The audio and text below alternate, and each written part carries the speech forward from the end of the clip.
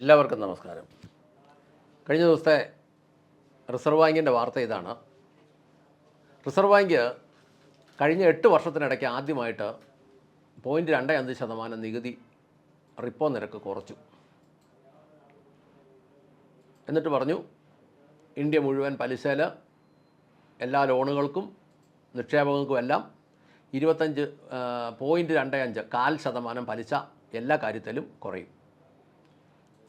അത്ഭുതം എന്താണെന്ന് ചോദിച്ചാൽ കഴിഞ്ഞ 8 വർഷത്തിനിടയ്ക്ക് ആദ്യമായിട്ട് സംഭവിക്കുന്ന ഒരു കാര്യമാണ്. കാരണം എന്താ വെച്ചാൽ കേന്ദ്ര ഗവൺമെൻറ്റിന് പിടികിട്ടി കാര്യങ്ങൾ അത്ര പന്തിയല്ല, രാജ്യത്തിൻ്റെ പോക്ക്, സാമ്പത്തിക സ്ഥിതി പേപ്പറിൽ എഴുതി കാണിക്കുന്ന പോലെ അല്ല പോക്ക് എന്ന് റിസർവ് ബാങ്കിന് പിടികിട്ടിയോണ്ടാണ് ഈ 0.5% പലിശ കുറയ്ക്കുന്നതായി പ്രഖ്യാപിച്ചേക്കുന്നത്. ഇനി കേരളത്തിലോട്ട് വന്നാൽ കേരളം ഒരു ഉപഭോക്തൃ സംസ്ഥാനമാണ്. ഉപഭോക്താക്കൾ മാത്രമുള്ള സംസ്ഥാനമാണ്, അല്ലാതെ ഉൽപ്പാദകർ ഇവിടെ ഇല്ല. ഉണ്ടെങ്കിൽ ഉള്ളതിനെയും കൂടെ തല്ലി ഓടിച്ചുകൊണ്ടിരിക്കുക എങ്ങനെയെങ്കിലും. അപ്പോൾ അങ്ങനെ വരുമ്പോൾ ഒരു തമാശ ദിവസങ്ങളിൽ കേന്ദ്ര ധനമന്ത്രി ലോക്സഭയിൽ പറഞ്ഞതുകൊണ്ട് തമാശയായിട്ടാണ് എനിക്ക് തോന്നിയത്. അതായത് രാജ്യത്തിൻ്റെ വ്യാവസായിക ഉൽപ്പാദനത്തിൽ പശ്ചിമ ബംഗാളിൻ്റെ 1947 പങ്ക് 24%. രാജ്യത്തിൻ്റെ വ്യാവസായിക ഉൽപ്പാദനത്തിൻ്റെ 4/1 സംഭാവന ചെയ്തിരുന്നത് 1947 പശ്ചിമ ബംഗാളായിരുന്നു. 2021 വന്നപ്പോൾ അത് 3.5% ഉള്ളൂ. എന്ന് പറഞ്ഞാൽ 85% തകർച്ച നേരിട്ടു. ഈ 85% തകർച്ച അവിടെ നേരിട്ടതിൻ്റെ മൂല കാരണം ആ അസുഖം ഇന്നുള്ളത് ഇന്ത്യയിൽ, കേരളത്തിൽ മാത്രമാണ്. ബംഗാളിൽ 3.5% 85% വ്യാവസായിക ഇടിവ് ഉണ്ടാക്കിയ അസുഖം ഇന്ന് ഇന്ത്യയിൽ ഏറ്റവും ശക്തമായിട്ടുള്ളത് കേരളത്തിൽ മാത്രമാണ്. മനസ്സിലായവർക്ക് മനസ്സിലാകട്ടെ. അപ്പോൾ സകലതും പൂട്ടിക്കുന്ന ഒരു സൂക്കേട്. അപ്പോൾ ഉപഭോക്താക്കൾ മാത്രമുള്ള ഈ സംസ്ഥാനത്തിലെ ഏറ്റവും പുതിയ ട്രെൻഡ് എന്താണെന്ന് ചോദിച്ചാൽ, ഇന്ന് ഉൽപ്പന്നം നാളെ കടം, നാളെ കഴിഞ്ഞ് വേണേൽ ആത്മഹത്യ എന്ന് കൂടെ പറയാം. ഒരു ഉദാഹരണം പറയാം. 10,000 രൂപയുടെ ടി വി എടുക്കാൻ ഒരപ്പനും മകനും കൂടെ ഒരു ടി വി കടയിൽ ചെന്നാൽ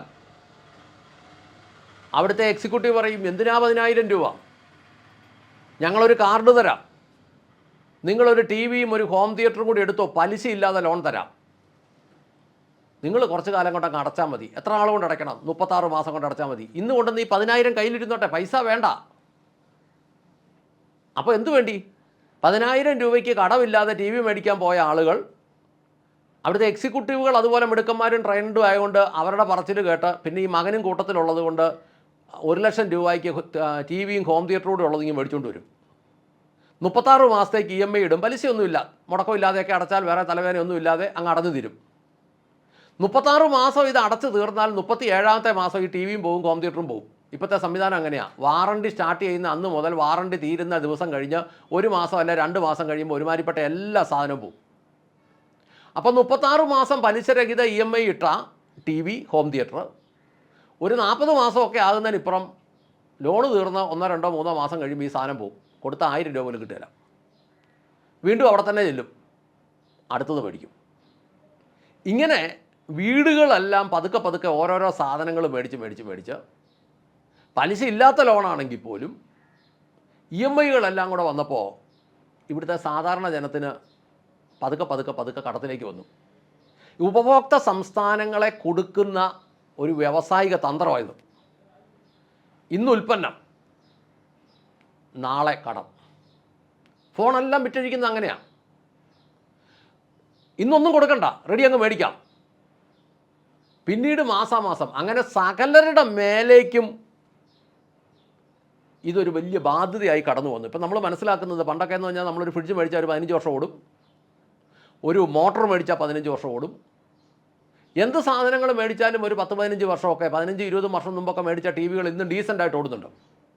ഇപ്പോഴത്തെ LED ടി വികളോ പുതിയ മോട്ടോറുകളോ ഒന്നും ആ വാറണ്ടി കഴിഞ്ഞ 1-2 മാസം അല്ലെങ്കിൽ 6 മാസത്തിൽ കൂടുതൽ ഓടുകയില്ലെന്നുള്ള സത്യം. അപൂർവം ചിലയിടത്തൊക്കെ നിൽക്കുന്നുണ്ടേ നിൽക്കാം. അത് CFL ആണെങ്കിലും ശരി, മൊബൈലാണെങ്കിലും ശരി, CFL ഒക്കെ കറക്റ്റ് ഡേറ്റ് കഴിഞ്ഞ് 1 മാസത്തിനുള്ളിൽ പോയിരിക്കും. എന്തോ സെൻസർ വെച്ചോലെയാണ് പോകുന്നത്.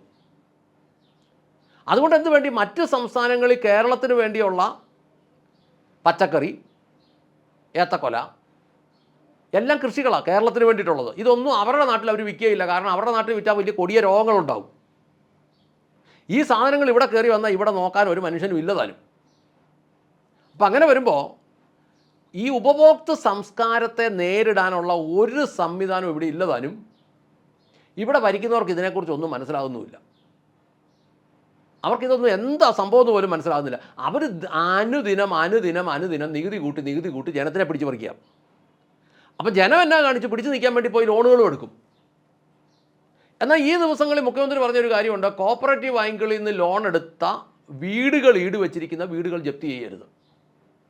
ആ പറഞ്ഞതിൻ്റെ കാര്യം എന്താണെന്ന് നമ്മൾ നമ്മുടെ ഗ്രാമങ്ങളിലോ അല്ലെങ്കിൽ വ്യക്തികളുടെ അടുത്ത് അന്വേഷിക്കുമ്പോൾ കേരളത്തിലെ നല്ലൊരു ശതമാനം വീടുകൾ ജപ്തിയായി നിൽക്കുക. ഒരുമാതിരിപ്പെട്ട മിക്ക ഭൂമികളും കാർഷിക വായ്പകളുടെ പേരിൽ ജപ്തിയായി നിൽക്കുക. 50 ലക്ഷം രൂപ ലോൺ എടുത്ത് പലിശ ഉൾപ്പെടെ 1.5 കോടി രൂപ ആയി കിടക്കുന്നത് സ്ഥലം വിറ്റാൽ ഇപ്പം 15-30 ലക്ഷം രൂപ പോലും കിട്ടാത്തത് കൊണ്ട് ബാങ്കുകൾക്ക് അത് ലേലം ചെയ്യാനും മേല. വീടുകളുടെ അവസ്ഥ ഇത് തന്നെയാണ്. ലോൺ തുക ലേലം ചെയ്താൽ കിട്ടാത്ത അവസ്ഥയിലോട്ട് വന്നിരിക്കുക. അപ്പോൾ ബാങ്കുകൾക്ക് ഇത് മുന്നോട്ട് കൊണ്ടുനടക്കാൻ മേലെന്നാകും. അതുകൊണ്ട് ചില 5, 6 അല്ലെങ്കിൽ 10 വർഷമായിട്ട് തുടങ്ങിയ കളിയായത് ഇന്ന് ഉൽപ്പന്നം നാളെ കടം. ഈ കടങ്ങൾ ഇങ്ങനെ അങ്ങോട്ട് കയറി വന്ന് കണ്ടമാനമാകുമ്പോൾ ഇപ്പം ലോണുകളും ബാങ്കുകളും കുടുക്കി നിൽക്കുക. കാരണം വ്യക്തികൾക്ക് അടയ്ക്കാൻ കഴിയാതെ വരുമ്പം, വ്യക്തികൾക്കിത് താങ്ങാൻ മേലാത്ത ഒരു സാഹചര്യത്തിലോട്ട് വരുമ്പം ബാങ്കുകൾ പൊളിയും എന്നുള്ളതിന് യാതൊരു ആക്ഷേപവും വേണ്ട. അതിൻ്റെ ആദ്യത്തെ തെളിവായി ഇവിടുത്തെ കോപ്പറേറ്റീവ് ബാങ്കുകൾ പൊട്ടിയത്.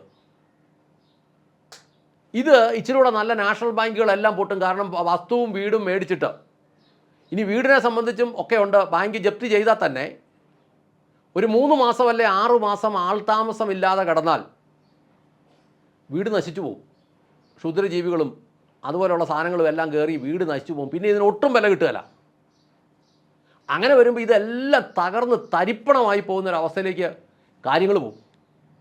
ഇത് പരിഹരിക്കണമെങ്കിൽ, ഈ ബാങ്കുകൾ സഹിതം പൊളിയുന്ന അവസ്ഥ പരിഹരിക്കണമെങ്കിൽ ഇതിനെക്കുറിച്ചൊക്കെ നല്ല വ്യക്തമായ ഗ്രാഹ്യമുള്ള ആളുകൾ ഭരണ നേതൃത്വത്തിലേക്കും തലപ്പത്തേക്കും വന്നിട്ട് ഇതൊക്കെ സമൂലമായി ഒരു കാലഘട്ടമെടുത്ത് പരിഹരിച്ചാൽ മാത്രമേ ഇതിനൊരു പരിഹാരം ഉണ്ടാവുള്ളൂ. ഈ രീതിയിൽ ഈ കാര്യങ്ങൾ പോയാൽ, ഇപ്പം ഞാൻ ഒരു കാര്യം കൂടെ ചേർത്ത് പറഞ്ഞിട്ടൊക്കെ അവസാനിപ്പിക്കാം. ഹൗസിംഗ് ലോണൊക്കെ എടുത്തു കഴിഞ്ഞാൽ 10 ലക്ഷം എടുത്താൽ 40 ലക്ഷം അടച്ചാലും ഇത് തീരുകയില്ലെന്നുള്ളതാണ് കാര്യം. പറയുമ്പോൾ കണക്കും കാര്യങ്ങളൊക്കെ ശരിയാണേലും 10 ലക്ഷം എടുത്തിട്ട് 40 ലക്ഷം രൂപ അടച്ചാൽ പോലും തീരുകയില്ലാത്ത അവസ്ഥയിലോട്ട് കൂപ്പ് കുത്തുന്നെങ്കിൽ ബാങ്കുകളും പൊളിയും. ബാങ്കുകൾ ഇപ്പം തന്നെ പൊളിഞ്ഞു തുടങ്ങി. ചെറുകിട ബാങ്കുകളെല്ലാം പൊളിഞ്ഞു. വലിയ ബാങ്കുകൾ, നാഷണൽ ബാങ്കുകൾ പോലും പൊളിയുന്ന തലത്തിലേക്ക് കാര്യങ്ങൾ മാറിയിട്ടുണ്ട് എന്ന് ഓർമ്മിപ്പിച്ചുകൊണ്ട് നിർത്തട്ടെ. നന്ദി, നമസ്കാരം.